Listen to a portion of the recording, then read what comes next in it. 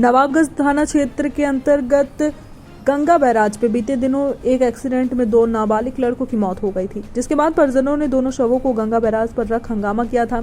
उधर हंगामे की सूचना पर पहुंचे पुलिस कमिश्नरेट के आला अधिकारी ने पीड़ित परिजनों को 20-20 लाख मुआवजा देने का आश्वासन दिया था, जिसके बाद मामला शांत हुआ था। आपको बताते चले कि मामले में कार सवार 4 नाबालिग लड़कों को घटनास्थल पर मौजूद ग्रामीणों ने पकड़कर पुलिस को सौंपा था, जिसके बाद पुलिस ने उन्हें आरोपित बनाया था। वहीं घटना के 3 दिन बाद पुलिस ने नाटकीय ढंग से चारों नाबालिगों को थाने से छोड़ दिया था।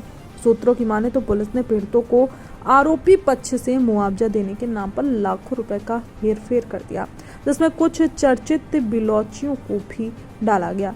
वहीं मीडिया में लेन देन में खेल की खबर छपने के बाद डीसीपी सेंट्रल ने जांच बैठा दी है। आपको बता दें कि आज पूर्व आईपीएस अमिताभ ठाकुर पीड़ित परिजनों से मिले।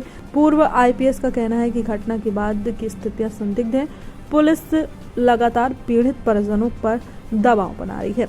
उन्होंने कहा कि सुनियोजित तरीके से पीड़ित के घर से पुरुषों को हटा दिया गया। उन्होंने आशंका जताते हुए कहा कि स्थानीय पुलिस अपना गुनाह छिपाने के लिए कुछ भी कर सकती है। उन्होंने कहा कि पुलिस पीड़ितों के साथ धोखा कर रही है और लेन देन की जांच एक नौटंकी है।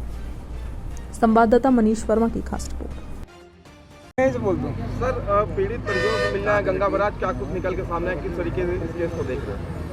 मैं यह मान रहा हूं और पा रहा हूं कि इस मामले में पुलिस की जो गुनाह है, एक तो पहले पुलिस ने गुनाह किया, गरीबों की मौत का सौदा किया, पैसा लेके मामले को रफा दफा करने का प्रयास किया। डॉक्टर से कुछ पैसे लिए गए, कुछ पुलिस ने खाए होंगे, कुछ दलालों ने खाए।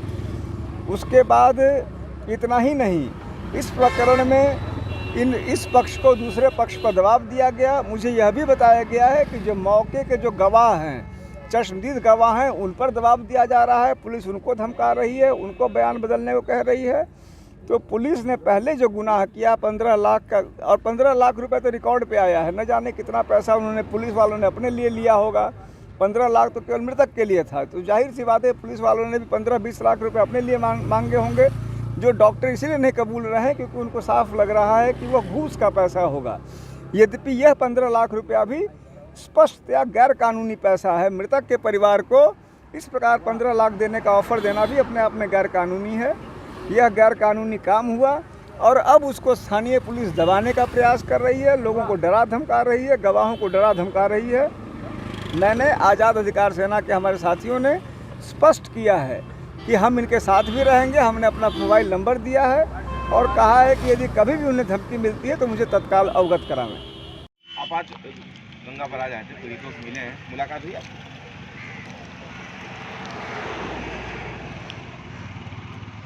मैगी पॉइंट मामले में जो पीड़ितों से मेरी बात हुई है, उसके क्रम में कुछ अत्यंत गंभीर बातें मेरी समझ में आई हैं।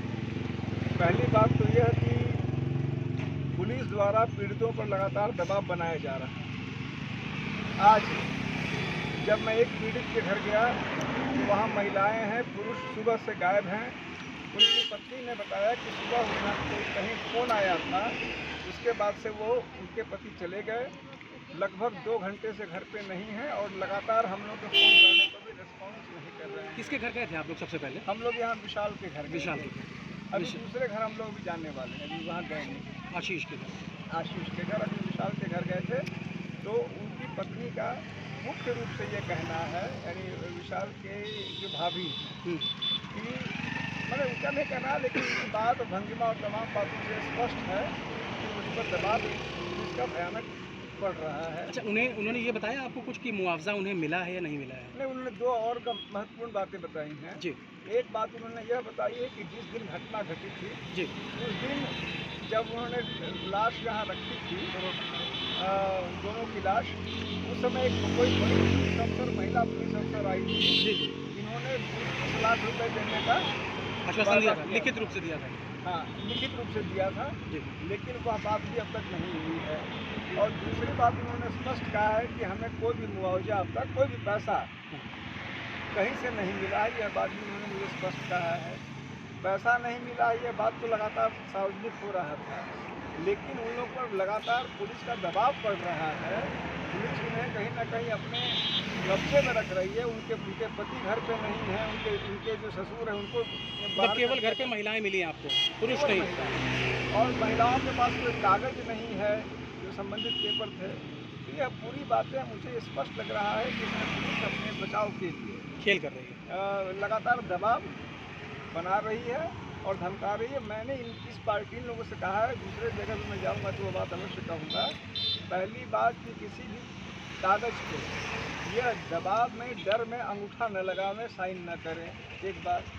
दूसरी बात, हमने अपना मोबाइल नंबर दिया है कि कोई भी बात अगर इस तरह की आती है जिसमें मुझे आशंका है कि उससे अंगूठा लगवा लें, सिग्नेचर करा लें और अपने कागज मजबूत कर लें, तो निश्चित रूप से मुझे तुरंत बतावें। तो अब जो पृष्ठभूमि है, घटना है, उसे तो हम लोग सभी वाकिफ हैं, लेकिन पुलिस का अब तक का जो दबाव बनाने का जो अंदाज है वह खतरनाक है।